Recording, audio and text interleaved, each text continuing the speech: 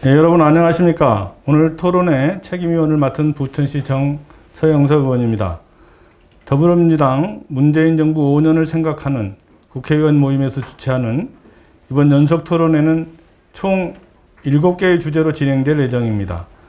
오늘 토론회는 그중 첫 번째 주제인 내 삶을 책임지는 국가의 보건의료 편입니다.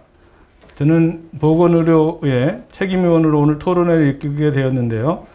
문재인 정부의 지난 보건의료 정책을 살펴보고 성과는 무엇이고 개선해 나가야 할 한계는 무엇이었는지 토론을 통해 얘기를 나눠보고자 합니다. 오늘 토론회에 발제로 함께해 주신 서울대 의과대학 김윤 교수님과 토론을 맡아주신 이용빈 의원님, 정춘숙 의원님, 그리고 귀한 시간 내 참석해 주신 모든 분께 진심으로 감사드립니다. 아마 다음 주제부터는 단계적 일상 회복으로 인해서 방역이 전환되면 국회 내에서 토론회를 진행할 수 있을 것으로 예상되는데, 오늘 처음으로 오전에는 소득보장과 복지전달 체계에 이어서 보건의료 편에 대한 단계적 일상 회복에 개최하게 되어서 현장에 많은 분들이 함께하지는 못했습니다. 그래도 오늘 토론회를 촬영을 통해서 추후 저희 의원실들 유튜브 채널을 통해 공유될 예정이니 많은 관심을 가져주시기 바랍니다. 함께해 주신 우리 전혜숙 책임 의원님 그리고 김성주 의원님께 감사드립니다. 다음 토론 진행 순서에 대해서 말씀드리겠습니다. 우선 서울대 의과대학의 김윤 교수님의 발제를 20분간 듣고 이어서 이용빈 의원님, 정춘숙 의원님 순으로 토론을 10분씩 진행하고요. 그리고 플로어에 함께해 주신 의원님들의 의견을 듣도록 하겠습니다. 네, 안녕하십니까. 서울대 의료관리학교실의 김윤입니다. 문재인 정부의 보건의료 국정과제 평가라는 제목으로 발표를 하도록 하겠습니다. 제가 발표할 내용은 문재인 케어, 그다음에 공공의료 확충, 치매국가 책임제, 간호간병 통합 서비스 이 4개를 중심으로 해서 말씀을 드리도록 하겠습니다. 물론 그 국정과제 안에 들어가 있는 44번 건강보호 보장성 강화 예방 중심의 건강관리 지원과 그다음에 45번 의료의 공공성 확보 등에는 이보다 더 많은 내용이 포함되어 있긴 합니다. 그런데 중요한 것을 중심으로 해서 좀 평가를 할 필요가 있어서 집중을 하겠다는 말씀을 드립니다. 슬라이드에 숫자가 많아서 조금 빠른 속도로 진행을 하도록 하겠습니다. 근데 먼저 좀 서론으로 말씀드리고 싶은 부분은 우리가 평가라고 하는 게 계획이 잘 됐느냐, 또 계획된 대로 실행이 잘 됐느냐라고 한 두 가지 측면이 있어서 지금 이 국정과제로 구성된 과제들이 계획의 측면에서 체계적이나 논리적인 정합성이 좀 부족하다라고 하는 말씀은 좀 드리고 가는 게 좋을 것 같습니다. 그래서 예를 들면 보장성 강화와 의료 전달 체계의 개편, 의료 취약제 문제 해결 이런 것들이 어떻게 서로 맞물리는지에 대해서 충분한 설명이 이루어지지 않은 공약이었다라는 점을 말씀드립니다. 먼저 그런 측면에서 연장선상에서 이제 국민들이 우리나라 의료 체계가 어떻게 무엇을 해주기를 기대하느냐라고 하는 걸 보면 첫 번째와 세 번째 의료 전달 체계의 개선과 의료 서비스의 질이 들어있고 그 사이에 보장성 강화, 다섯 번째에 돌봄 서비스가 들어가 있습니다. 근데 이제 좋은 질의 서비스를 원하는 것을 이시적인 측면에서 보면 병원의 질을 개선하는 거지만 거시적인 측면에서는 의료 취약제 문제를 해결하고 의료 전달 체계를 개선하는 것이라는 점에서 사실은 보장성 강화보다 의료 체계의 개편에 관한 기대감이 훨씬 높다, 국민들은. 그런 점을 말씀드리고 싶습니다. 그런데 이제까지 우리나라의 보건의료 체계 개편 또는 대선 공약은 건강보험 보장성 강화를 중심으로 해서 이루어져 왔습니다. 근데 보장성 강화는 의료 이용으로 이어지고 건강 수준의 개선으로 이루어지면 지기를 우리가 기대하는 것인데, 문제는 모든 사람들이 좋은 질의 의료 서비스에 대한 똑같은 접근권을 가지고 있지 않다는 겁니다. 그러니까 왼쪽에 보시는 그림처럼 키가 큰 사람과 키가 작은 사람한테 건강보험의 보장성이라는 똑같은 크기의 박스만 주면 키가 작은 사람은 경기를 관람할 수 없게 되는 거죠. 키가 작은 사람한테는 더 높은 박스를 올려줘야 경기를 관람할 수 있게 되는 것이고 그렇게 되면 건강보험의 보장성뿐만이 아니라 의료 이용에 대한 실질적인 접근권을 보장해 줘야 되는 것이고 이게 의료 취약지의 문제, 필수 의료의 전국민 보장이라고 하는 과제와 의료 건강보험 보장성 강화가 반드시 연계돼야 될 필요가 있다라는 점을 말씀드립니다. 의료 이용이 이루어지더라도 의료의 질이 좋지 않으면 건강 수준의 향상으로 이어질 수 없기 때문에 의료의 질을 보장하기 위한 정책도 같이 병행되어야 된다라는 점을 말씀드리고 싶습니다. 그러면 이제 문재인 케어에 대해서 말씀을 드리도록 하겠습니다. 잘 아시는 것처럼 우리나라는 여전히 본인 부담률 수준이 높고 그것 때문에 의료비 고액 진료비가 발생하면 빈곤층으로 전락할 위험이 높은 재난적 의료비의 발생 비율이 OECD에 비해서 한 1.5배가량 높습니다. 여러 정부에서 보장성의 강화를 위해서 투자를 해왔는데 보장성이 올라가지 않은 이유는 보장성을 강화하면 비급여 진료비가 늘어나서 보장률이 다시 떨어지는 비급여 풍선 효과 때문이었습니다.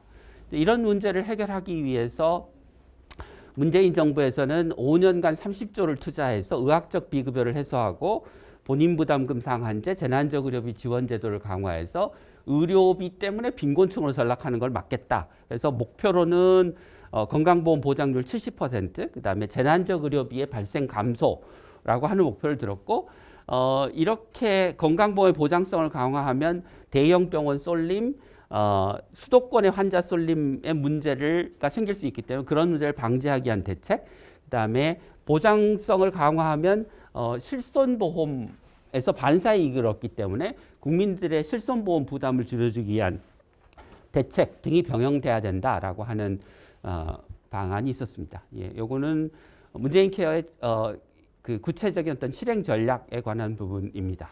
그래서 그리고 이제 앞에서 비급여 풍선 효과를 없애기 위해서 비급여에서 높은 수가로 초과 이익을 얻는 부분을 보장성 강화로 이게 실제 적정 수가 수준으로 떨어지면 초과 이익이 사라지기 때문에 그 부분을 건강보험 수가 인상으로 전환해서 병원들이 비급여 수익이 줄어들어서 비급여 진료를 늘리는 그래서 비급여 풍선 효과가 생기는 것을 막도록 하겠다라는 게 전략이었습니다. 동시에 앞서 말씀드린 것처럼 보장성 강화로 불필요한 의료 이용을 억제하기 위한 심사체계의 개편, 비급여 관리제도의 강화, 실손보험의 개선, 쏠림을 방지하기 위한 전달체계 개편이나 1차 의료 강화 같은 것도 정책의 목표였습니다. 실제로 보장률이 얼마나 올라갔는가를 17, 18, 19년도의 보장률을 기준으로 해서 보면 아래쪽에 있는 회색 선이 전체 보장률인데 62.6%에서 64.2%로 1.6%쯤 올라갔습니다.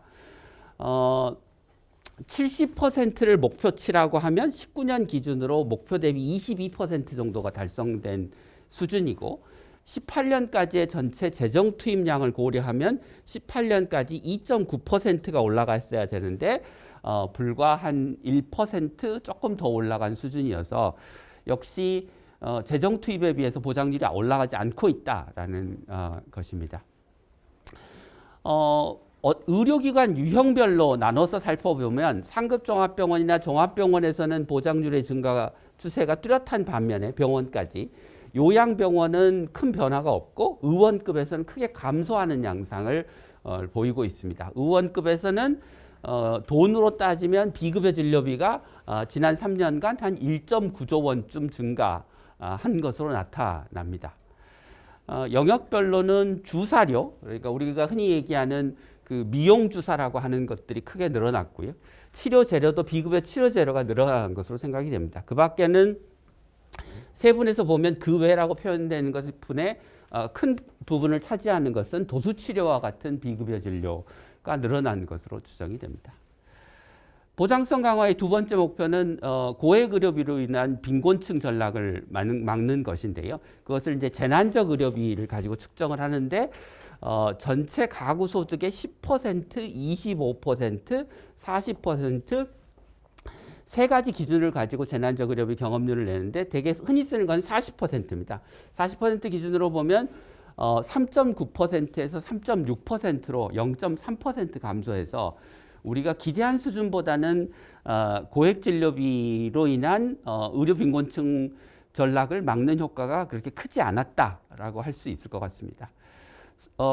보험료 소득 계층별로 보면 저소득층에서의 보장률 개선이 더 커서 이것은 긍정적인 측면으로 보입니다.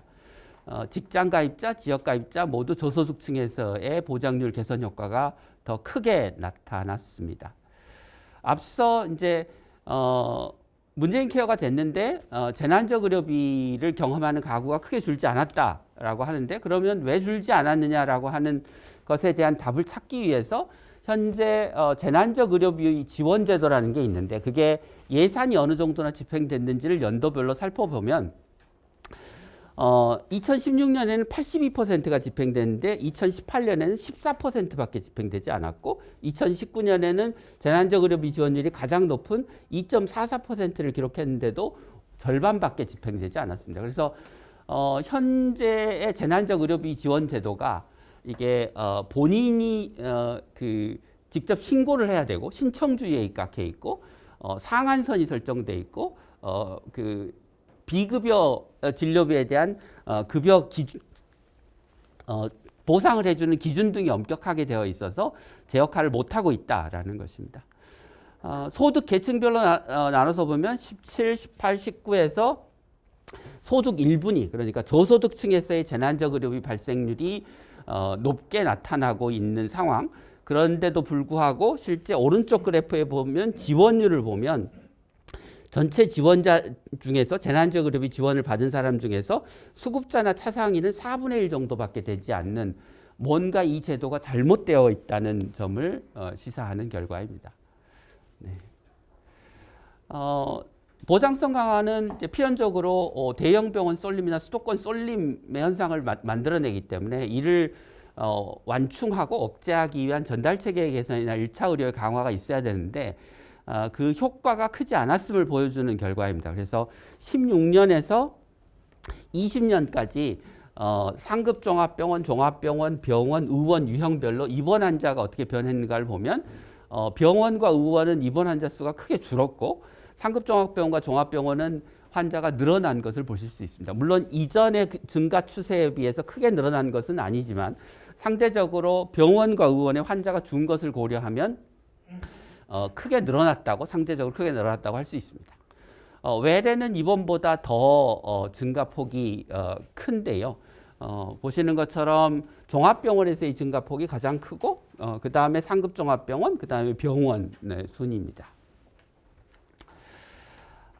두 번째 이상의 결과를 요약하면 문재인 케어는 국민들의 의료비 부담을 줄여주는 데는 성공했지만 원래 보장률 목표나 국민들을 의료 빈곤층 전락으로부터 보호하는 재난적 의료비의 경험률의 감소가 적은 것을 고려했을 때 이 절반의 성공이었다라고 이야기할 수 있을 것 같습니다.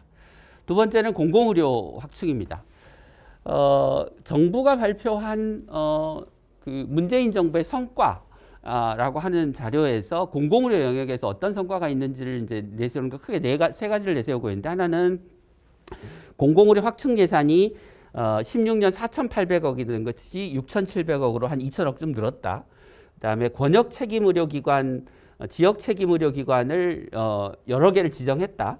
그다음에 대전, 진주, 서부산 3개 지역에서 지방의료원 신축 예타를 면제했다라는 것입니다. 근데 그 코로나 와중에 그 병원들이 코로나 환자를 보는데 준 지원금의 규모가 작년 말에서 올 상반기까지 한 3조 원에 이르는다는 점을 고려하면 예산의 지원 규모, 그다음에 책임의료기관이나 지역 권역 책임의료기관이라는 게 그냥 기관당 불과 몇 10억 내외의 예산을 주는 일종의 간판 달아주는 정책이라고 하는 점, 그다음에 지방의료원 신투기타 면제는 코로나 사태 와중에 등이 떠밀려서 이제 올해 겨우 해준 일이라고 하는 점을 보면 이번 정부의 공공의료 강화 정책은 그 필요성에 비해서 굉장히 현저하게 작은 규모다라는 것입니다. 그래서 의료 취약지에 지어야 되는 공공병원의 숫자가 뭐 한 25개 정도 되고요. 큰 병원이 없는 지역에서 여전히 공공병원 10%의 공공병원이 전체 환자의 80%를 진료하고 있고 이게 작년에도 그랬는데 올해도 여전히 75%를 진료하고 있어서 크게 상황이 달라지지 않았다라는 것입니다. 그래서 그러니까 문재인 정부 초기 출범할 때 공공의료 발전 협의체라고 하는 게 만들어져서 공공의료 체계를 어떻게 변화시킬 것인가에 관한 대안을 내놨었는데 그때는 이제 병원의 확충, 인력의 확충, 그 다음에 공공의료를 위한 별도의 예산의 확보, 그 다음에 국립중앙의료원을 중심으로 한 공공병원의 리더십의 강화와 시도 지방자치단체에 대해서 필수의료, 지역의료에 대해서 보다 많은 책임을 주는 책임과 권한을 주는 제도로 가자라고 한 것에 한 제안에 비하면 이제까지 이루어진 공공의료 정책이라고 하는 것은 대단히 좀 제한적이다 이렇게 얘기를 할 수 있을 것 같습니다. 그래서 앞으로 이제 차기 정부에서 공공의료와 관련된 정책을 한다고 한다면 그 지역 책임의료기관, 지역의 필수 의료를 제공하는 기관의 전문의 인력을 어떻게 확보할 건지에 대한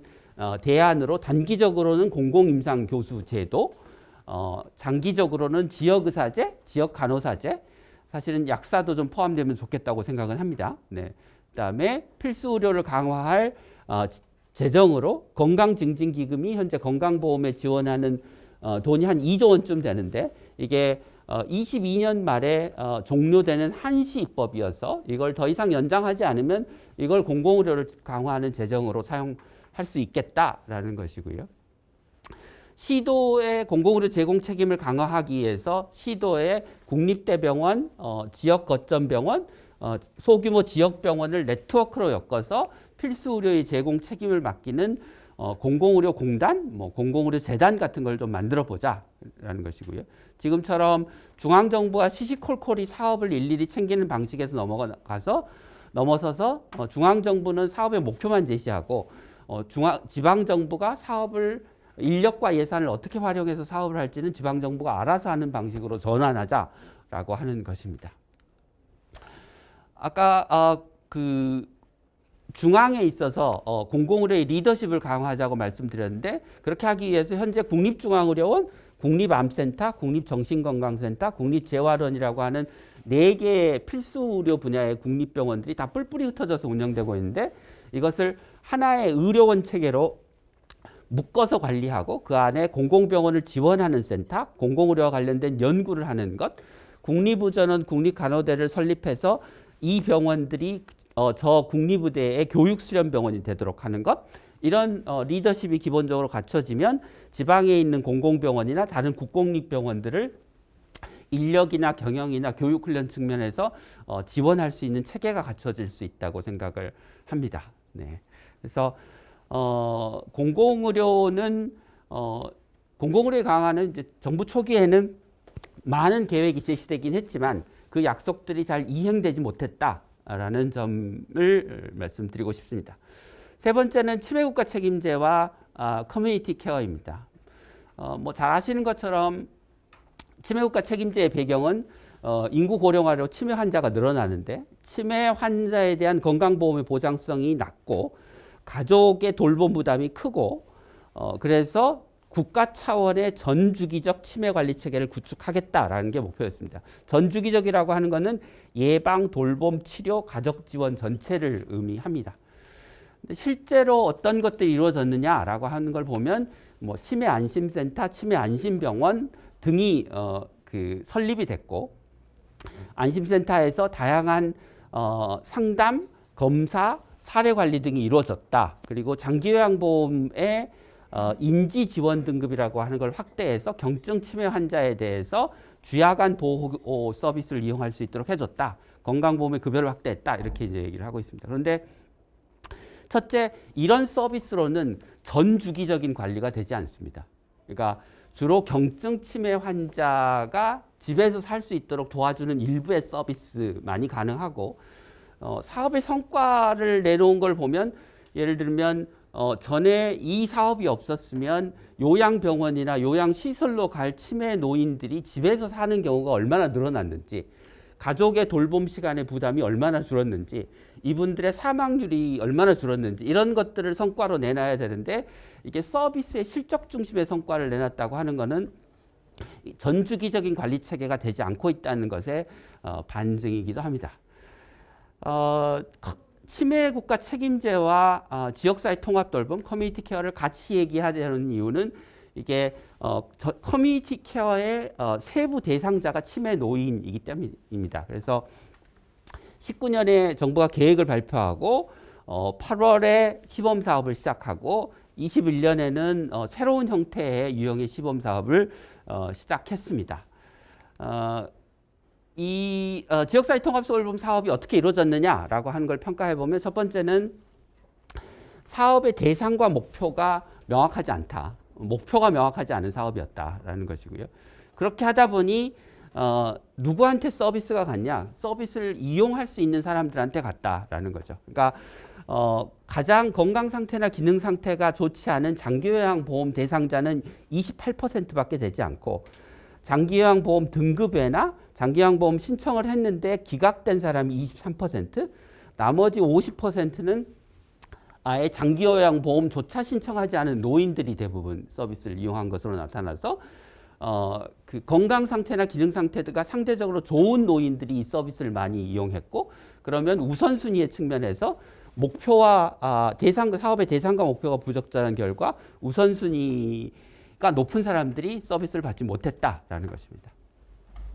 건강보험, 장기요양보험과 이 지역사회 통합돌봄의 관계가 설정이 되어 있지 않아서 그러면 보험을 통해서 제공되는 만성질환관리, 방문간호, 주야간보호 이런 서비스들이 지역사회 통합돌봄과 체계적으로 연계되거나 통합적으로 제공되지 못한, 그래서 결국은 서비스의 양이 제한되고 효과가 제한될 수밖에 없는 문제가 생겼다라는 것입니다. 그래서 평가와 함께 좀 대안을 말씀드리면 현재 장기요양보험의 대상자가 노인 한 8%, 9%를 담당하고 있는데 대상자는 늘리고 재가 서비스의 양은 늘리고 거기에 필요한 예산은 요양병원의 진료비와 노인 돌봄 예산을 통합해서 조달하자라는 겁니다. 그래서 재정 통합을 기반으로 한 돌봄 체계를 만들자. 두 번째는 시군구가 대상자의 장기요양보험 등급 판정, 서비스 이용 계획의 수립, 사례 관리, 제공자 관리와 같은 지역에서의 돌봄 서비스를 책임지고 제공하는 체계를 만들자라는 것이고요. 저렇게 시군구가 돈을 쓸 권한을 가지면 동시에 재정에 대한 책임도 지도록 해야 되기 때문에 지자체가 내는 장기요양보험의 분담금이라고 하는 제도를 새로 만들자. 이 분담금은 현재 중앙정부가 노인 돌봄 예산 사업으로 주고 있는 교부금을 통해서 조달 가능하다. 그리고 이 전체 재정을 시군구의 노인 인구수, 사회 경제적인 상태를 고려해서 시군구별로 주머니를 배정한 다음에 요 재정의 범위 내에서 최대한 쓰도록 하고, 만약에 초과하면 분담금을 더 내도록, 덜 쓰면 인센티브로 줘서 자체적인 지자체 사업으로 쓸 수 있도록 하는 구조를 만들자. 그러면 이게 장기요양보험과 시군구 지방자치단체의 일종의 총액재정계약 시스템이 돼서 재정의 지속 가능성을 확보할 수 있다라는 뜻이 되겠습니다. 의료 서비스를 제공하기 위해서는 새로운 시스템이 필요한데요. 노인 주치 역할을 하는 재택의료센터 같은 것이 필요하고, 장기요양의 재가 서비스를 통합적으로 제공하는, 그러니까 방문간호, 요양, 주간보호 같은 거를 통합적으로 제공하는 센터가 필요한데, 그 두 개의 센터, 그러니까 재택의료센터와 통합재가 요양센터라고 하는 거를 앞서 말씀드린 지역돌봄센터, 본부 안에 둘 수도 있고, 이것을 보건소나 건강보험에서 설치하도록 운영할 수도 있고, 도시지역 같은 경우는 공공이 그 서비스를 다 담당할 수 없기 때문에 공공에서 기본적인 서비스를 제공하고 민간이 나머지 서비스를 제공하도록 하는 체계를 만들어야 된다. 그래서 지역사회 통합돌봄이 제 기능을 하기 위해서는 의료 서비스가 필요한데, 그렇게 하기 위해서는 노인 주치 통합재가요양센터가 있어야 된다라는 뜻이 되겠습니다. 끝으로 간호간병 통합 서비스입니다.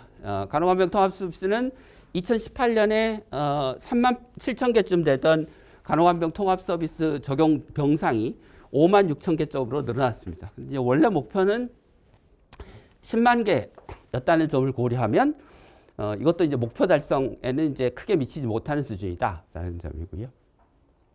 간호간병 통합 서비스를 하고 있는 병원을 보면 상급 종합병원, 종합병원, 병원로 보면 회색이 전체 병원 수, 오렌지색이 간호간병 통합 서비스를 하고 있는 병원으로 전체는 52%, 한 절반쯤이 간호간병 통합 서비스를 하고 있는데 병상으로 보면 19%밖에 되지 않습니다. 그러니까 한 병원에서 몇 개 병동만 실제로 간호간병 통합 서비스를 하고 있기 때문에 그런데 숫자를 보시면 상급 종합병원이 17%, 종합병원이 30%, 병원급이 13%입니다. 그러니까 간호간병 서비스가 가장 필요한 중증도가 높은 환자가 입원돼 있을 거라고 생각되는 상급 종합병원의 비율이 종합병원에 비해서 낮다. 병원과 비슷하다고 하는 거는 이게 환자 또는 국민의 간호 필요에 부응해서 정책이 만들어지는 게 아니고 병원들의 간호 인력에 대한 어떤 요구도에 기반해서 정책이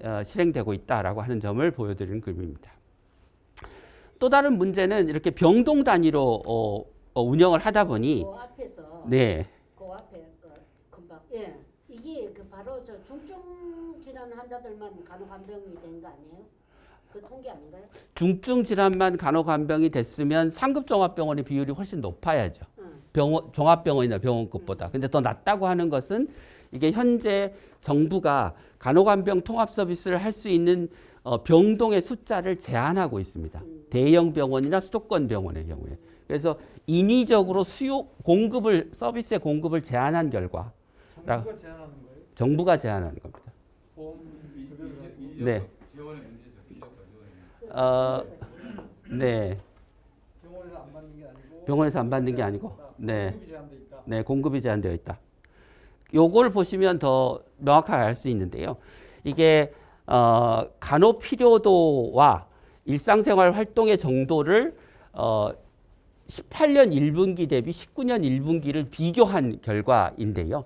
전부 다 원래 18년 1분기를 100으로 했을 때보다 다 낮아져 있습니다. 이게 무슨 얘기냐면 병원들이 초기보다 더 경증 환자만 모아서 간호간병 통합 서비스를 하고 있다라는 거죠. 그러니까 이게 현재 병동 단위로 간호간병 통합 서비스를 제공하도록 하니까 병원이 쉽게 가는 방식으로 적용하고 있고 그러니까 중증 환자는 간호간병을 못 받고 경증 환자가 간호간병을 받는 기현상이 생기고 있는 겁니다. 이제 이 문제를 해결하려면 배치 수준을 올려야 되는데 배치 수준을 올리려면 간호사를 배출을 늘리고 인력을 늘려야죠. 그런데 간호대 정원을 늘리는데 반대하죠. 왜냐하면 인력이 양상되면 근로 조건이 지금보다 더 나빠질까 봐. 그러니까 인력 확충과 근로 조건의 개선을 연동해서 추진해야 하는 정책을 만들어야 되는데 정부가 그만큼의 정치력이나 실행력을 확보를 못하고 있는 게 문제다라는 겁니다. 간호계는 유휴 인력이 많고 장롱 면허가 많기 때문에 간호사를 더 안 늘려도 된다고 얘기를 하는데 그건 간호협회 통계에 기반한 거고 실제로 건강보험 자격자료를 가지고 보면 간호사의 취업률은 75%, 예, 의료기관 취업률은 54%고요. 최근 10년간 취업률을 보면 76%에서 87%까지 평균 83%, 의료기관 취업률 71%, 최근에는 80%가 넘습니다. 그러니까 유휴 간호사라고 하는 건 사실상 없다. 라고 생각하시면 됩니다. 여기에는 은퇴자의 통계가 빠져 있기 때문에 은퇴자 통계를 포함시키면 취업률은 더 올라갑니다. OECD와 우리나라의 취업률을 비교해 보면 전체 활동 간호사의 취업률은 파란색이 우리나라, 오렌지색이 OECD인데 우리나라가 더 높습니다. 간호사가. 의료기관의 취업률은 좀 낮긴 하지만 그 갭을 메꾼다고 해서 채워지는 부분은 5만 명도 채 되지 않습니다. 그러니까 필요한 간호사 의료기관에 취업하는 사람들 학교나 다 포함해서 거기 54.8%에서 빠진 거 아니에요? 그러니까 75%에는 포함이 되고요. 54%에는 빠져 있습니다. 요거는 임상, 요거는 비임상까지를 포함한 전체. 그래서 OECD 수준으로 병원 취업률을 높이면 우리가 더 충원할 수 있는 간호사가 4만 6천 명 정도다라는 겁니다. 네, 아닙니다. 예. 그래서 우리가 OECD 수준으로 간호사 숫자를 올리려면 비의료 부분에서 의료기관으로 넘어오는 4만 6천 명을 빼고라도 약 한 21만 명 정도를 늘려야 OECD 수준의 간호사 수준에 도달할 수 있다라는 것이고요. 그러면 실제로 간호간병 통합 서비스를 하기 위해서는 인력이 간호사가 얼마나 필요하냐? 종합병원급 이상을 하는 데는 4만 7천 명, 병원급까지 다 포함하면 2만 6천 명이 추가로 필요하고요. 요양병원까지 다 합치면 9만 명이 더 있어야 됩니다. 그런데 간호사는 이거 말고도 소위 아까 얘기한 지역 책임병원, 지역 거점 병원을 강화하는데 한 2만 명 정도가 필요하고요. 2만 5천 명 정도가 필요하고 거기에 방문 간호 수요 등을 고려하면 적어도 한 10만 명에서 12만 명 정도가 필요할 걸로 예상이 됩니다. 그래서 간호계를 설득해서 인력을 늘려야 되고 간호계를 설득하려면 정책 시행과 간호 인력의 수급을 연계해서 필요한 만큼만 늘어나게, 그다음에 근로 조건을 개선하는 것, 그다음에 협업 체계를 만들어서 의사와 간호사, 간호사와 간호조무사, 간호사와 요양보호사의 업무 범위를 명확히 만들고 어떻게 팀을 이뤄서 업무를 할지를 설계하는 것과 함께, 그다음에 우리는 간호조무사와 요양보호사는 되게 많습니다. 근데 거기는 진짜 놀고 있는 사람들이 많죠. 그러니까 그런 인력들이 그 경력 개발을 통해서 더 높은 수준의 역할을 할 수 있도록 하는 보수 교육이나 승진 체계, 경력 개발의 체계를 만들어야 단기적으로도 그렇고 장기적으로도 그렇고 부족한 인력을 확충할 수 있는 시스템을 만들 수 있다라는 것입니다. 예, 이상입니다. 간호간병 서비스에서 네. 간호사 역할은 중요하지만 네. 간병에서는 간호조무사와 요양보호사 역할이 중요한데 그 통계가 좀 있었으면 좋겠습니다. 네. 그게 안 나옵니까? 있긴 있습니다. 제가 다 정리를 다 못하긴 했는데요. 있습니다. 네. 네. 그래서 실질적으로 병원에서는 간호사보다 더 바쁜 사람들이 간호조무사고 네. 간호조무사들은 김밥 먹을 시간도 없다는 정도예요. 소상인들은 자기들이 다 한다는 거죠. 네. 그러니까 간호조무사가 아마 한 70만 명 가까이 되는 걸로 알고 제가 기억하는데 실제로 취업하고 있는 간호조무사는 그보다 숫자 훨씬 적고요. 요양보호사도 실제 한 절반 정도밖에 일을 하지 않고 있습니다. 그러니까 그런 인력들이 사실 유인력이고 그 인력들을 좀 적정하게 활용할 필요가 있고 업무 협업 체계를 잘 만들고 경력 개발 체계를 만드는 게 중요할 거라고 생각합니다. 거기에 더해서 지금 여기 언급이 안 된 게 이제 의료 인력에 대한 언급이 좀 안 됐잖아요. 지금 언급. 의사. 네, 예. 과제에서. 그래서 그 부분이 좀 보강돼 가지고 네네. 전체 그 이후에 공공의료 체계를 강화하려면 의료 인력을 어떻게 보완해야 될지. 의사들이 약대 6년대가 돼서 네네. 외국처럼 회전할 때 같이 하면서 약에 대한 보호를 해줘야 되는데 아직 종합병원도 그런 게 안 돼 있어요. 네네. 그래서 나중에 보강을 좀 하실 때 이 네. 우리 자료를 낼 때 네. 약사들의 그 인력에 대한 것도 네. 김민구 씨는 좀 네. 보강을 했으면 좋겠습니다. 자존심 더 두꺼워야 될 것 같습니다. 아니, 이게 우리가 꼭 간호 인력만의 문제가 아니거든요. 네. 지방 같은 데는 간호조무사도 못 구하는 거예요. 네. 간호조무사도 못 구하고 네. 이게 또 이 간병 서비스를 하면서 실병원에서 병원 평가에 간호사 숫자를 넣어버린 것 때문에 이 간호사가 중앙에 집중해버리고 지방에는 간호사를 못 구해서 노는 병상이 너무 많다는 거. 그 부분도 한번 언급을 하는 게 저는 필요하다 이렇게 봅니다. 네. 일단 하여튼 긴 시간 우리 김민 교수님께서 건강보험 보장성 강화 문제하고 공공의료 확충 그리고 치매 국가 책임제 그다음에 간호간병 서비스에 대한 문재인 정부의 그간의 성과에 대해서 충분히 살펴봤고 또 조금 더 그 발제자께서는 조금 비판적인 시각에서 많이 본 것 같습니다. 그래서 차기 정부에서 보다 더 이런 그 의료 서비스의 질을 좀 더 높여서 보장성을 강화하고 공공의료를 확충할 수 있는 그런 구체적 방안들에 대해서 좀 언급을 많이 해주신 것 같습니다. 그것을 바탕으로 해서 우리 의사 출신이신 지역 공동체 주치 서구 강주 강산갑 국회의원이신 이용진 의원님의 토론이 있겠습니다. 네, 오늘 문재인 정부 5년의 성과와 과제 토론회, 특히 보건의료 분야 관련해가지고 되게 귀한 시간을 만들어주신 우리 전혜숙 의원님, 또 김성주 의원님, 서영석 의원님께 진심으로 감사드리고요. 또 우리 김윤 교수님은 각별하게 저하고는 아주 각별한 사이죠? 네. 내 삶을 책임지는 국가라고 하는 이제 대단히 큰 그림을 그려가는 과정이 지난 문재인 정부 어떤 국정 과제였다고 생각하는데요. 이게 이제 4기 민주정부가 이러한 어떤 국가 책임을 더욱 강화하는 방향으로 좀 완성해 갈 수 있도록 이번 토론회가 기여하기를 바랍니다. 이 새로운 시대에 걸맞는 새로운 패러다임이라는 이야기를 요즘 특히 많이 합니다. 공공의료 분야 역시 그러한 새로운 패러다임이 필요한 그런 영역이라고 보고요. 저는 문제는 결국은 예산과 이것을 실행하고자 하는 의지에 있다라고 생각을 합니다. 특히 그 가칭 공공의료청을 신설해야 된다라는 주장을 할 거고요. 또 관련한 안정적인 기금 마련이 대단히 중요하다. 특히 그 과정에서 우리가 국내에 1차 의료를 강화하고 이러한 1차 의료 강화를 위해서 의료 전달 체계를 제대로 개편해야 된다. 그런 말씀을 드리고자 합니다.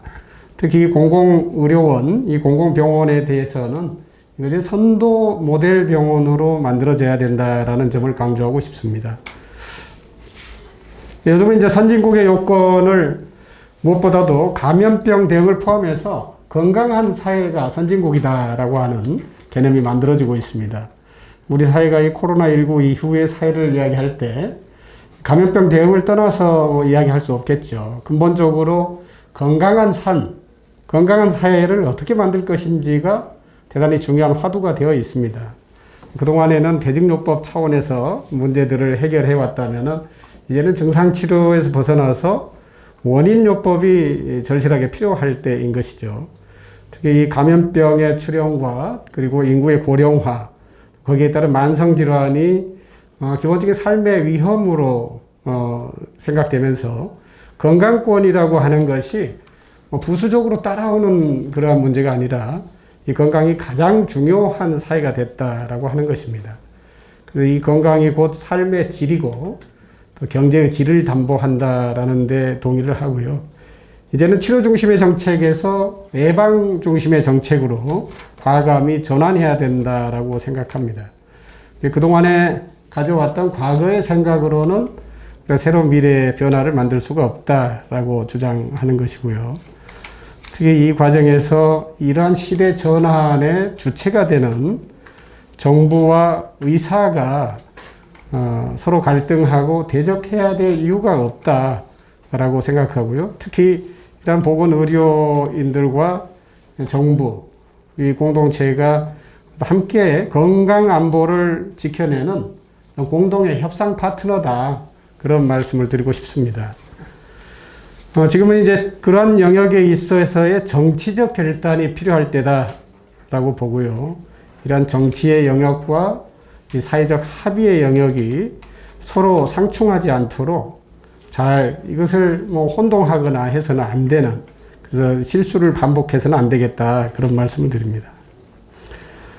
저는 이제 광주 광산구에서 20년을 마을 의사로서 가정의학과 전문의로 생활을 해왔는데요. 특히 독거어르신들 그리고 저소득층의 청소년 또 이주 노동자들의 마을에서의 건강을 살펴왔습니다. 1차 의료기관을 직접 운영하면서 관련해서 겪었던 여러 어려움들이 있었죠. 특히 의료 전달 체계가 제대로 확보되지 않음으로써 생기는 문제점들에 대해서 많은 인식을 하고 있습니다.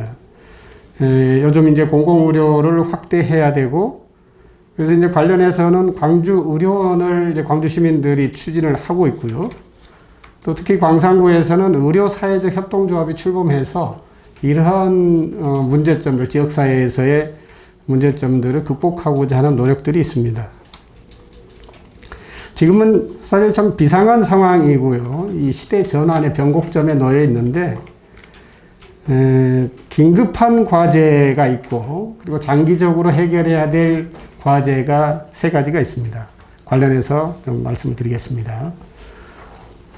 이 긴급 과제는 이 위드 코로나로 전환하는 것에 대비해서 우리 의료 체계가 잘 갖춰져 있는지에 대한 성찰이 필요한 시점인데요.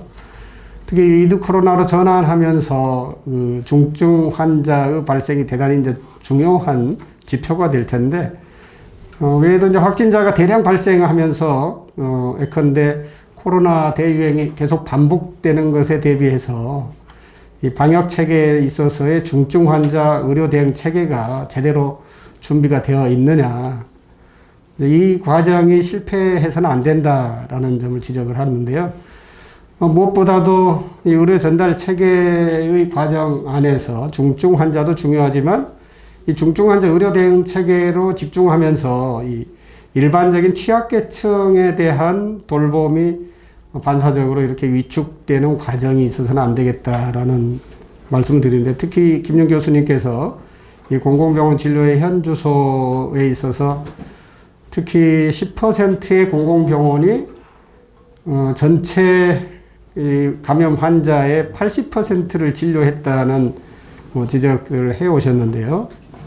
그런 과정에서 공공병원이 대다수 감염병 전담병원으로 동원이 되면서 이 정부 의료비 지원을 받는 대상자들이 치료받을 곳이 이제 사실상 좀 줄어드는 그러한 효과가 있었으리라 생각합니다. 관련해 가지고 이 숨어 있는 의료 취약계층들, 또 그분들의 가족들의 고통도 동반이 된다는 것이죠. 이런 것들을 저희들은 이제 건강 안보라고 표현할 수 있을 것이고요. 이런 위드 코로나 전환 과정을 통해서 이런 건강 안보의 위기가 와서는 안 된다, 이렇게 생각합니다. 그래서 따라서 이제 공공병원 제도를 전반적으로 개선하는 정치적 결단이 필요하다는 것인데요. 이와 관련해서 보건의료계가 두 번의 총파업을 했었죠. 이 보건의료노조 총파업은 정부의 공약과제 실현을 촉구했다는 점에서 사실은 우리가 깊이 반성해야 되는 지점인데요. 공공병원 확충 과제에 대해서 정부가 좀 어떻게 보면 좀 약간 미온적인 느낌이 있거나 정부의 응답이 좀 지연되거나 늦게 보여진 측면이 상당히 실망스러운 부분이 많이 존재했다라고 보여지고요. 사실은 이제 공공병원 확충이 국가가 책임있게 이끌고 가야 되는 그런 아젠다임에도 불구하고 보건의료노조나 시민단체 등의 이니셔티브로 이것이 진행되고 있다는 점에 있어서 문제가 있다라고 봅니다. 제2차 공공보건의료 기본계획에서 보면 이 국립대학병원의 공공성과 지역의료 지원 역할 강화 차원에서 이 교육부와 복지부가 이제 공동평가하고 예산을 차등 지원하거나 또 국립대학병원 의사를 지방의료원에 파견을 확대하고 또 전공의는 공동으로 수련하고 하는 이런 교육 훈련 등을 운영하겠다는 기본계획을 밝혔었습니다. 그러나 현재 이렇게 이원화되어 있는 체계에서는 그 시행 자체가 효과적이기 어렵다고 봅니다. 각 부처별로 책임 권한이 분산되어 있는 이런 특수 목적의 다양한 공공병원들이 이미 존재하고 있고 이 기능과 역할을 재정립을 하기 위한 정치적 결단이 그래서 필요한데요. 관련해서는 이제 불가피하게 재정 적자가 만들어질 수 있으나 정부가 여기에 대해서 책임 있게 보존해 주는 것을 법제화하고 또 충분한 예산을 확보하고 기능을 대폭 강화하는 것이 필요하고요. 이 보건복지부와 지자체의 컨트롤이 잘 작동하도록 만드는 것이 대단히 중요할 것 같습니다.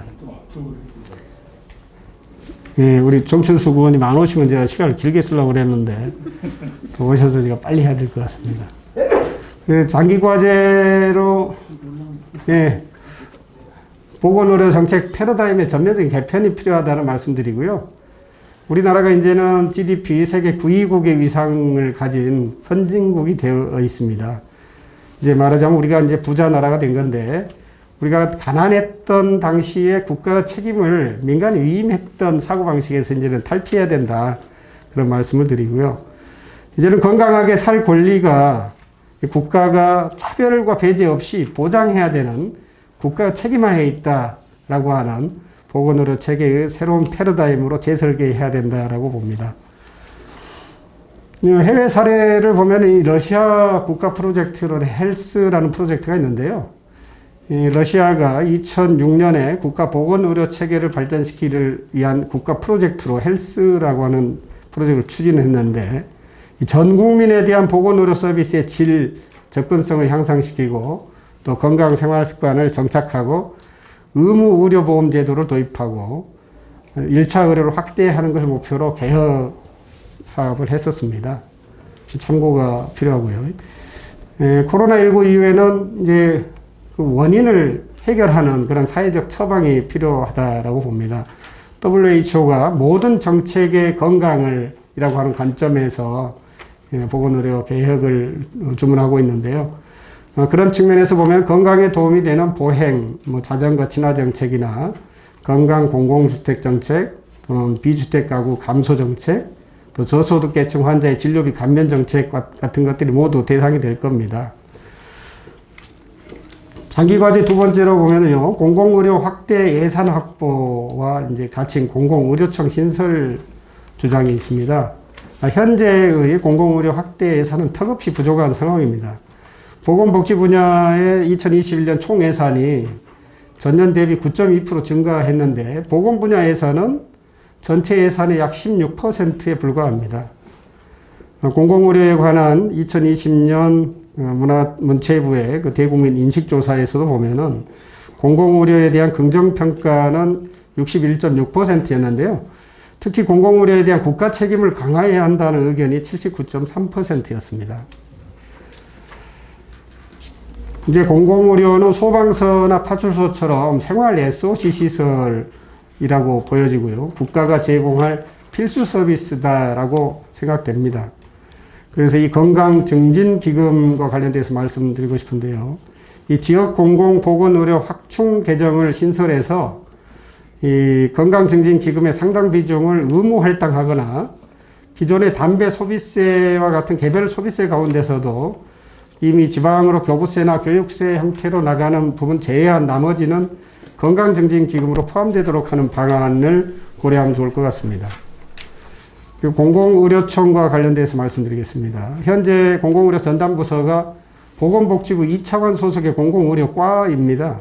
그래서 과단위 차원에서 이 공공병원 확충 예산을 확보하는 것이 상당히 버겁다라고 보여지고요. 이 관련된 이 컨트롤 타워 역할을 제대로 하지 못한다라고 평가하고 있습니다. 공공의료와 관련된 컨트롤 타워 역할을 할 수 있도록 책임 권한과 실행력을 담보할 수 있는 그런 조직 개편이 필요한데요. 그래서 공공의료청 신설을 제안드립니다. 그리고 다음 사기 민주정부에서는 이 공공의료청 신설과 관련된 내 공약을 정책 과제로 검토해야 된다고 보고요. 이 공공의료청이 제대로 된 그런 컨트롤 타워 역할을 하게 될 것입니다. 이제 공공병원은 이 최신 의료기술의 천병 역할을 하도록 요구받고 있습니다.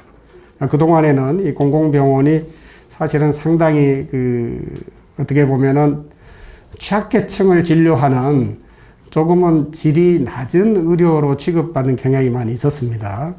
이런 것들을 좀 업그레이드해서 국내 병원 체계의 수준을 전반적으로 업그레이드 하겠다는 목표를 가지고 공공병원을 더 현대화하고 스마트화, 디지털화하고 공공병원이 전반적인 병원의 어떤 모델을 선도할 수 있는 그런 공격적인 접근 방식도 요구된다고 보겠습니다.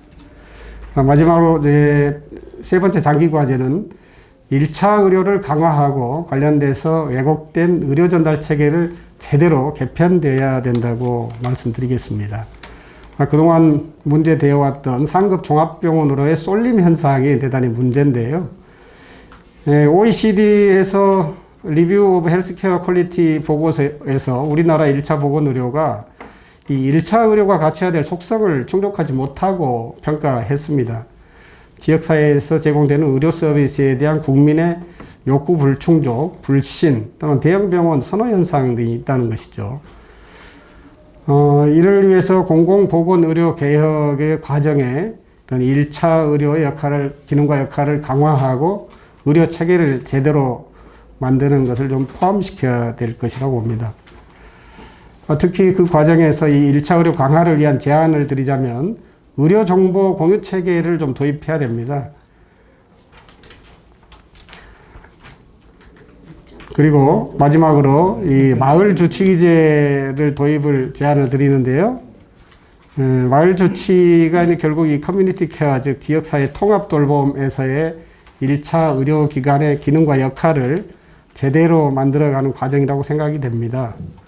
그래서 1차 의료를 수행하는 1차 의료기관을 특히 이 마을 의사나 마을 주치의로 활동할 수 있도록 국가 차원에서 좀 설계하고 지원책을 강구하는 것이 필요할 거라고 보고요. 또 임대료를 지원하거나 방문 진료를 활성화한다든지 하는 제도적인 노력이 좀 필요할 것으로 보입니다. 그렇긴 한데 하여튼 긴 시간 1차 의료 강화를 통한 의료 전달 체계를 좀 강화하고 그와 관련한 공공의료청 같은 것을 좀 만드는 게 필요하겠다 이런 말씀이 주셨습니다. 다음은 보건복지위원회 소속으로 열심히 활동하고 계시는 용인시평 국회의원 정춘숙 의원님의 토론을 듣도록 하겠습니다. 네, 반갑습니다. 국회 보건복지위원회 경기 용인시병 국회의원 더불어민주당 정춘숙입니다. 더불어민주당이긴 하지만 아무튼 강조하려고 말씀드렸고요. 저는 김윤 교수님 발제하신 내용 중심으로 간단하게 말씀드리도록 하겠습니다. 아마 우리 이용빈 의원님께서 그동안 하고 싶었던 많은 얘기들을 포괄적으로 해주셨기 때문에 저는 이와 관련된 오늘 발제와 관련된 얘기를 주로 드리도록 하겠습니다. 먼저 교수님의 문제의식과 대안에 대부분 공감합니다. 특히 우리 정부의 보건의료 분야의 핵심 국정과제인 문케어 또 공공의료 확충, 간호간병 통합서비스 분야에 대해서 애정어린 질책 감사드립니다. 저는 문재인 케어, 그리고 공공의료 확충, 그리고 지역사회 통합돌봄 세 가지 분야에 대해서 간단히 말씀드리고 또 대안과 관련해서 교수님께 몇 가지 질문 드리고자 합니다. 지역사회 통합돌봄과 관련해서 우선 이 지역사회 통합돌봄은 2025년 고령화 사회를 앞둔 우리 사회에서 꼭 필요한 그런 중요한 정책이고요. 교수님이 말씀하신 대로 시범사업 3년차에 지금 접어들고 있고 그러나 불분명한 사업 대상의 목표 그리고 건강보험과 장기요양보험 또 보건소와의 사업 연계 부족하다는 지적에 동감합니다. 그런데 이번 국정감사를 통해서 제가 확인한 바에 따르면은요, 지역사회에서 사회적 협동조합과 연계해서 방문형 보건의료 프로그램 운영하는 전주시, 또 두 번째로는 공공과 민간의 협력을 강화하는 광주 서구 사례 등에서는 대상자의 만족도가 높고 상태 굉장히 호전되는 이런 효과를 볼 수가 있었습니다. 그래서 이 앞에서 본 사업을 확대한다고 했을 때 교수님께서 제시하신 돌봄 재정의 통합, 또 기초, 지자체 중심의 돌봄 서비스 제공 플랫폼 구축 등의 제안도 적극적으로 검토할 수 있다라고 생각이 들고요. 오늘 오전에 복지 관련한 그 발제에서는 지역사회 통합돌봄이 거기서도 발제가 됐는데요. 지역사회 통합돌봄청을 만들면 어떻겠냐 이런 제안이 있었습니다. 근데 저는 좀 생각이 좀 다른데 아무튼 그런 제안도 한번 검토해 볼 수는 있겠다라고 생각합니다. 두 번째로 문재인 케어와 관련해서 지난 17년 9월부터 지난해 말까지 8,200만 명의 국민들이 약 9.8조 원 정도의 의료비를 부담을 덜었다라는 측면에서는 성과가 있었다라고 저는 생각합니다. 하지만 보장성 강화와 관련해서 부작용 방지를 위해서 첫 번째 비급여의 풍선효과 방지와 두 번째 의료체계 개편이 같이 갔어야 했는데 이 부분이 상당히 부족했다. 그 결과 건강보험 보장률 목표 70%를 달성하지 못했다는 지적에 동의합니다. 여러 가지 얘기를 우리가 할 수 있습니다만 이 정도 말씀드리고요. 특히나 이제 의원급 의료기관의 경우에 비급여 진료가 2조 원 가까이 증가를 했고 그 결과 보정률이 3.1% 정도 떨어진 점은 정말 뼈아픈 대목이라고 봅니다. 아울러서 의료 전달 체계 개편이 미흡해서 여전히 수도권과 상급 종합병원 등 대형 병원 환자 쏠림 문제가 심각하다고 봅니다. 이와 관련해서 너무나 많은 얘기를 할 게 있는데 아까 이용빈 의원님께서도 말씀하셨기 때문에 더는 말씀 안 드리겠습니다. 그다음에 공공의료 확충과 관련해서도 김윤 교수님 지적에 공감을 하고요. 이와 더불어서 코로나19를 계기로 해서 감염병 전담병원 설치와 공공병원 간의 역할에 대해서 생각해 볼 만한 시점이다라고 봅니다. 2017년 7월에 발표했던 문재인 정부 국정운영 5개년 계획은 감염병 관리 체계 구축을 위해서 22년까지 시설, 장비, 인력을 갖춘 중앙 그리고 권역별 감염병 전문병원 설치하겠다고 발표를 했는데 저도 확인하고 여러 번 질의도 했습니다만 이번 국감을 통해서도 확인했는데 호남권에서 2017년에 조선대학교 병원을 지정을 했지만 아직도 설계 중이고 충청 경남권 같은 경우는 작년 2020년에 순천여대학 천안병원하고 양산 부산대병원 지정이 됐는데 내년 2월까지 설계가 예정이 되어 있습니다. 그리고 이제 경북권은 올해 7월에 7구 경북대병원 지정했습니다. 이와 관련해서는 이미 이제 상임위에서도 이 집행이 늦은 것에 대한 굉장한 의원님들의 질책이 있었습니다. 그리고 이 중앙감염병 병원은 뭐 아시겠지만 너무나 사연이 많이 있어가지고 2022년 상반기 설계 공모를 시작을 해서 24년 상반기 본격적인 건립 공사가 착수가 됩니다.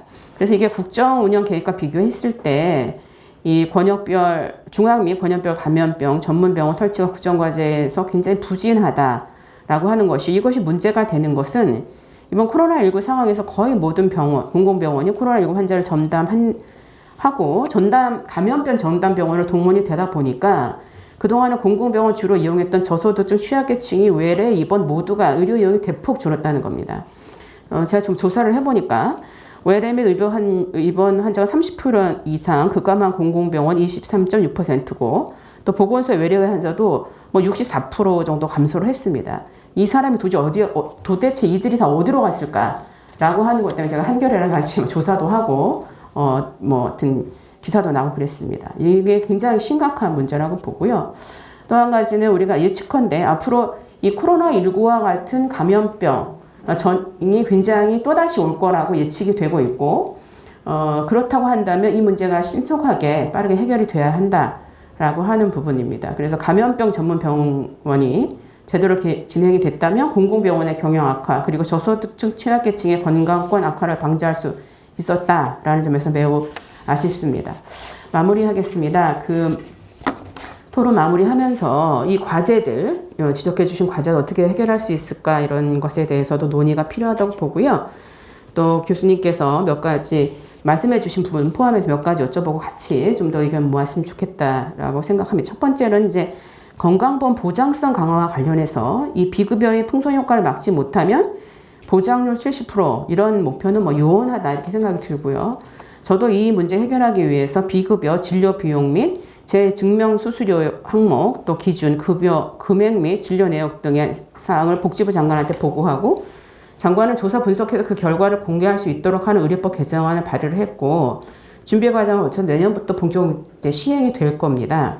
그런데 현재 우리 정부에서는 진료 항목에 대해서는 예비급여, 또 약제는 선별급여를 통해서 비급여를 급여 범위로 넣어서 관리하고 또 비급여 총량 관리를 위해서는 신포괄수가 대상기간 확대 이런 걸 하겠다라는 게 계획이었는데 예를 들면 이 신포괄수가 대상이 현재 98개 기관 병상으로는 36,000개에 불과하거든요. 그래서 교수님께서 이 부분에 대한 판단은 어떠신지 또 아울러서 새 정부에서 이 비급여 관리를 어떤 방식으로 하는 게 효과적일지 혹시 의견이 있으시면 좀 말씀해 주시면 도움이 되겠습니다.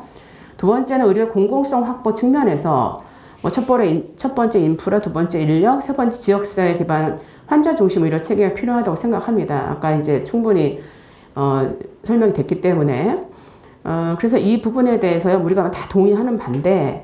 지금 공공의료 인프라 확충과 관련해서 이제 참여정부는 공공의료 30% 확충 목표를 달성을 못했던 경험이 있고 이후에는 이 구체적인 목표치를 제시를 할 수가 없었습니다. 굉장히 너무 가슴 아픈 일인데. 그래서 이 지역사회 의료체계, 즉 1차 의료기관은 만성질환 등 포괄적인 의료 서비스 제공하고 대형병원 또는 중증질환과 입원 진료가 중심될 수 있도록 수가체계를 개편하고 또 주치의제도 도입, 이런 예방시스템 강화자 이런 의견이 있습니다. 전체적으로 다 공감하시리라고 보는데 저는 특별히 이 수가체계의 개편 굉장히 만지기 어려운 건데 얘기해야 된다고 저는 생각합니다. 이 부분에 대해서 모든 것이 다 중요하지만 이 유기적으로 돌아가고 있는 이 시스템 안에서 어떤 고리로부터 출발을 할까 이게 저의 고민입니다. 이 얘기 좀 해주시면은 좀 더 구체성을 우리가 가질 수 있을 것 같습니다.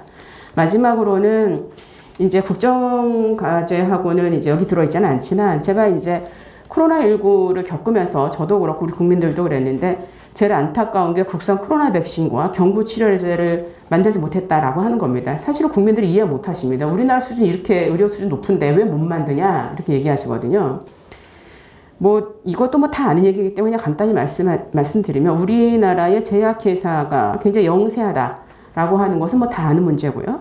그래서 이 영세성을 극복하고 글로벌 경쟁력을 갖춘 기업 육성을 위해서는 혁신형 제약사에 대한 자금 지원, 약가 부대 정책, 또 연구개발 없이 영업만 뛰는 제약사에 대한 출구 전략 마련 이런 것들이 이제 여러 가지 필요하다고 봅니다. 그래서 이 백신 주권 확보 또 코로나19 백신 개발을 위해서 정부에서도 K 글로벌 백신 허브와 비전 및 전략을 발표했는데 향후에서 어떤 것들을 가장 핵심적으로 봐야 할지 말씀해 주시면 감사하겠고요.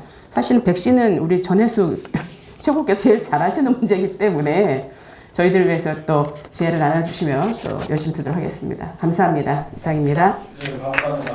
그냥 긴 시간들 토론에 응해주셔서 감사드리고 그러면 그 시간 관리를 좀 해야 되기 때문에 우리 총괄 책임의원이신 전혜수 의원님께서 인사 말씀 겸 소회에 예. 말씀을 좀 덧붙여 주시면 좋겠습니다. 예. 의원님 오늘 뭐 주제 발표를 너무 많이 하셔가지고 그게 여러 번이 하셔가지고 김영 교수님 시간이 별로 없을 것 같은 느낌이 듭니다. 문재인 정부의 성과에 대한 것이 지금 제가 문재인 교회 관장을 했는데 굉장히 저로서는 굉장히 뿌듯한데 오늘 그 부분이 좀 많이 빠진 것 같아서 제가 비판만 하고 있는데 그래서 제가 조금 설명을 하도록 하겠습니다. 저는 성과에 대해서 말씀드리도록 하겠습니다. 우리가 코로나가 터져서 대한민국이 세계 G7에 가서 방역 1위 국가라고 대통령께서 엄청난 존경과 사랑을 받은 것은 바로 우리 보건의료 시스템이 정말 잘 만들어졌기 때문입니다.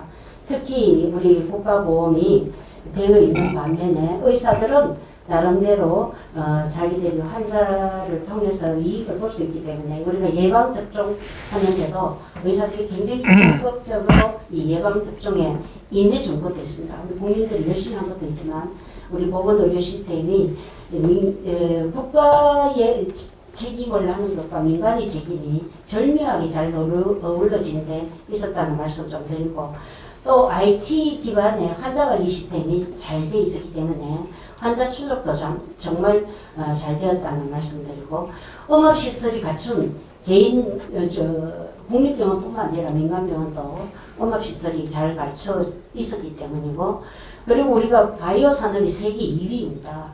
그 정도로 문재인 정부가 이끌어왔고 그래서 코로나 진단기기가 대통령께서 정말 언급하셨고 제가 체진단기기법을 그때 당시 통과시키고 2개월 뒤에 코로나가 터졌는데 그 법에 의해서 코로나 진단기기가 세계 최초로 우리가 수출하는 우수한 기계가 만들어졌다는 말씀을 드리겠습니다.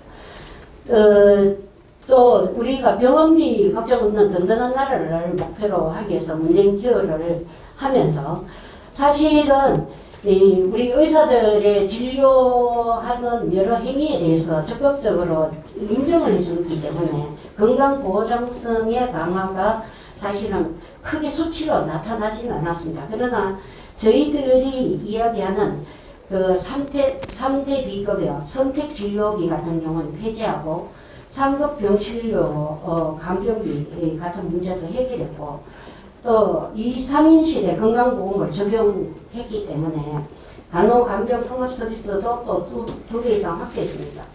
그래서 초음파 MRI 검사 같은 경우에도 건강보험을 적용했기 때문에 제가 이 통계를 보면은 상급 종합병원에서의 건강보장성 보장률은 2017년에 65.1%에서 2019년에 69.5%로 상승했습니다. 저희 목표가 70%였거든요.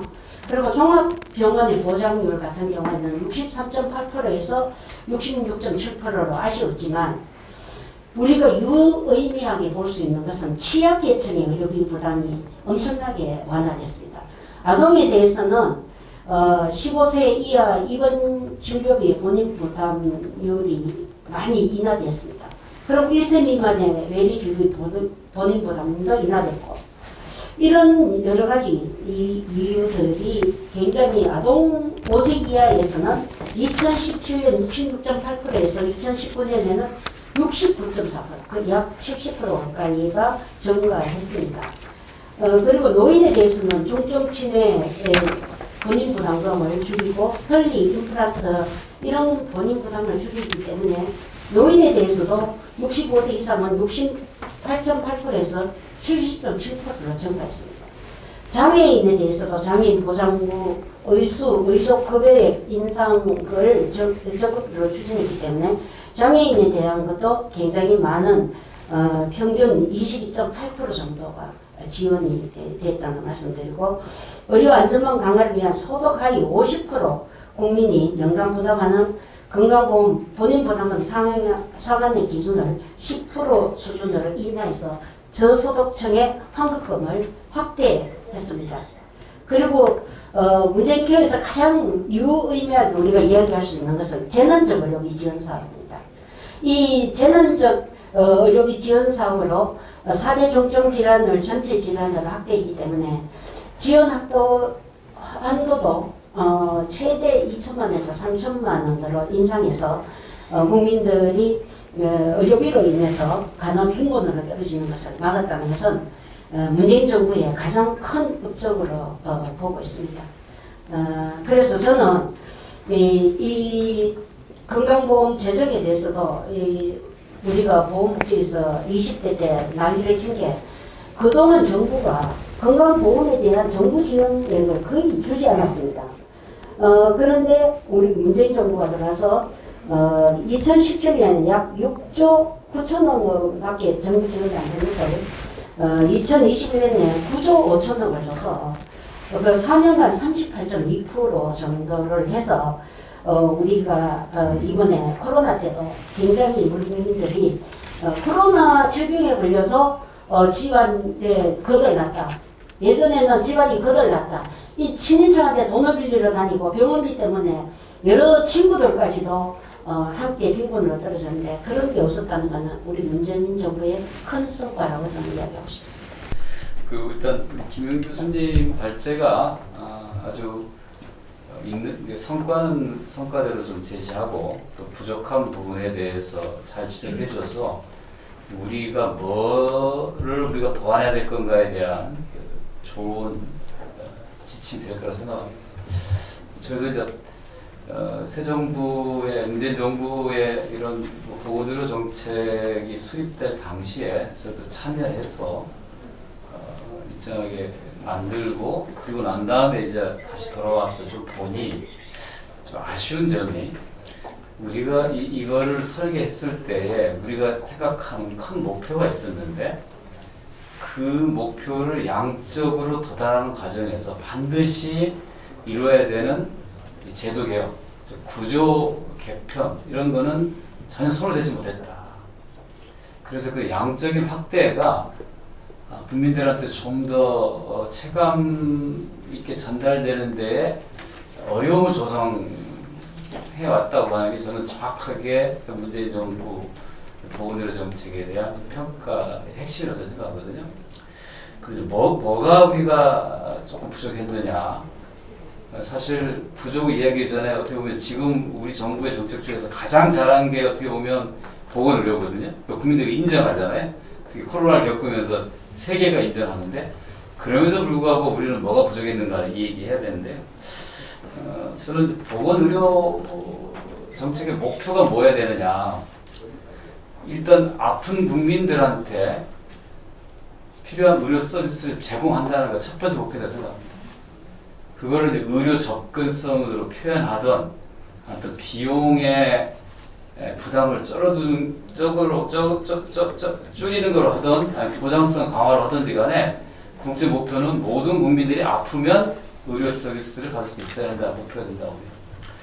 그렇게 하면서 우리가 보장성 강화를 주로 했던 거는 국민들의 의료비 부담을 좀 줄이자는 거였거든요. 근데 이제 그렇게 몇 년을 하다 보니 어느 정도는 성과가 있었다고 봐야 되겠지만 예를 들어서 국민들이 모든 건강보험 가입자니까 왼쪽 주머니에서 돈을 내요. 근데 그와 또 연관돼서 또 여러 민간 보험들 여기다 또 오른쪽 주머니를 또 털어서 냅니다. 그래서 병원에 갔더니 건강보험도 적용 안 되고 민간보험 적용 안 된다고 해서 돈 내라고 하면 뒷주머니 털어가는 거예요.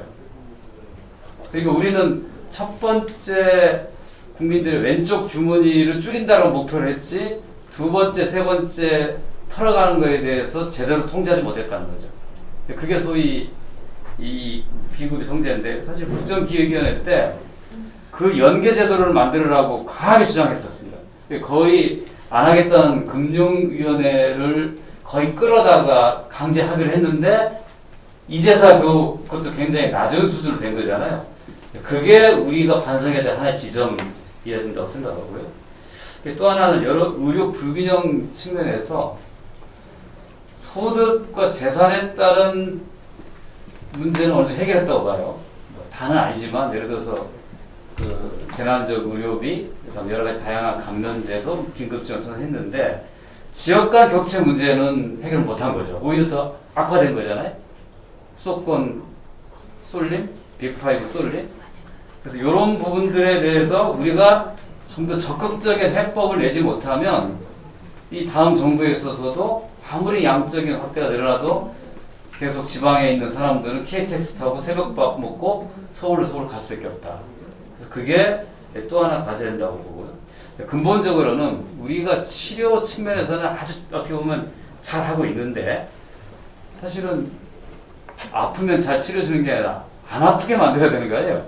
예방적 투자는 사실 지금 정부가 옛날 참여정부보다도 그다지 많은 고민하고 노력하지 않았다고 저는 인정한다고 생각합니다. 그렇게 자연스럽게 다음 정부의 과제들을 이렇게 제시할 필요가 있다. 예. 이 부처 간 내지는 기관 간 협업체가 너무 잘 안 됐어요. 이게 뭐 어디나 공통적인 건데 특히 보건의료 산업 혹은 뭐 바이오헬스 산업을 좀 키워보려고 하면 이게 너무 안 돼 있어요. 이거를 제대로 좀 검토를 해야 된다. 연관 분야가 많이 있는데 이것들이 다 따로 놀아서 되게 어려웠다. 두 번째는 그 정말 기재부는 손을 봐야 돼요. 정말로. 법안을 준비해놨습니다. 제가. 이거 법안을 준비해놨어요. 그러시죠? 그럼 그냥 거기까지 만납니다.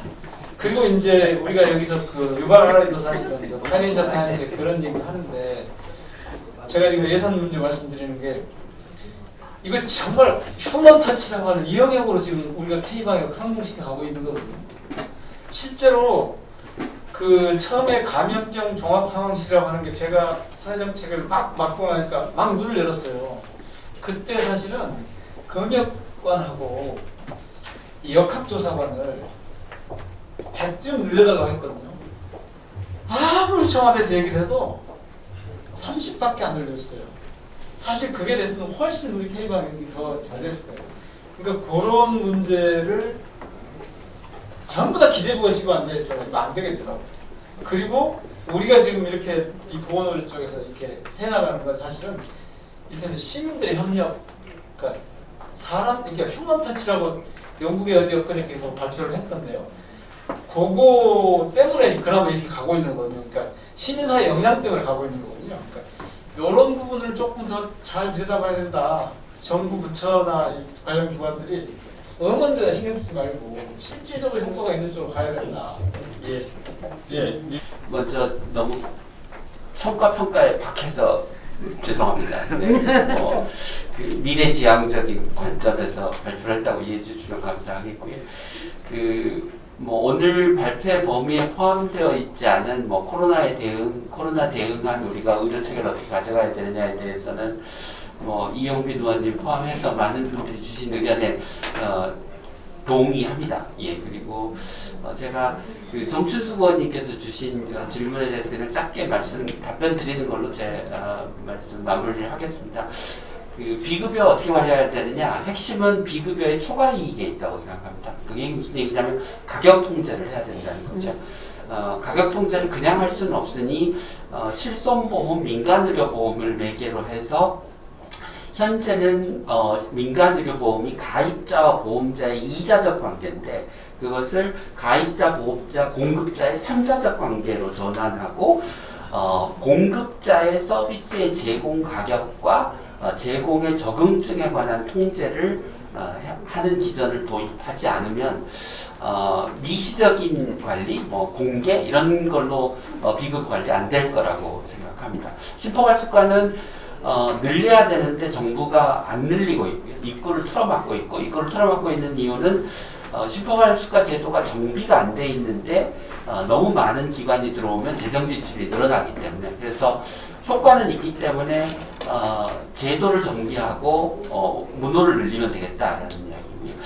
지역사회 기반 수가체계 말씀하셨는데 저는 지금 현재 종별가산제를 그 진료 기능 가산제로 그러니까 자기 수준에 맞는 기관을 볼 때만 가산을 해주는 방식으로 개편해야 무분별한 확장을 막을 수 있다고 생각하고 그것 플러스 더한다면 네트워크를 만들도록 하고 네트워크 내에서 공급자간들의 상호 견제가 이루어질 수 있도록 하는 시스템을 만들어야 된다고 생각합니다. 백신과 치료제는 뭐 전혜숙 의원님 계신데 이런 말씀 제가 드려야 될지 모르겠지만 기본적으로 이게 여러 부처 간의 산재에 있는 분절적인 시스템이 문제라고 생각하고 바이오 산업과 백신은 좀 다르다고 생각하는데요. 백신은 이게 일종의 수요가 적기 때문에 공공적으로 관리해야 되는 그러니까 연구 개발에서부터 실제 구매까지를 정부가 일정 부분 책임지고 관리해주는 체계가 있어야 시장이 형성되고 발전을 할 거라고 생각하고요.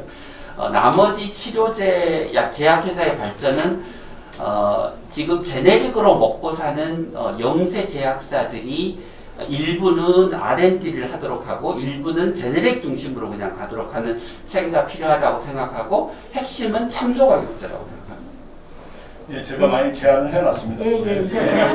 예. 오늘 이렇게 문재인 케어, 공공의료, 치매 국가책임제, 간호감정 통합 서비스 등과 관련하여 문재인 정부의 지난 5년 보건의료 정책들을 살펴봤습니다. 문재인 정부의 정책들을 평가하면서 앞으로 4기 민주정부는 어떠한 보건의료 과제와 아젠다가 논의돼야 하는지 어떤 방향으로 나아가야 하는지 생각해 볼 수 있는 시간이었다고 생각합니다. 지난 것을 살피고 평가하는 과정 꼭 필요합니다. 그래야지 잘했던 부분을 잘 이어서 가고 부족했던 점은 개선할 수 있기 때문입니다.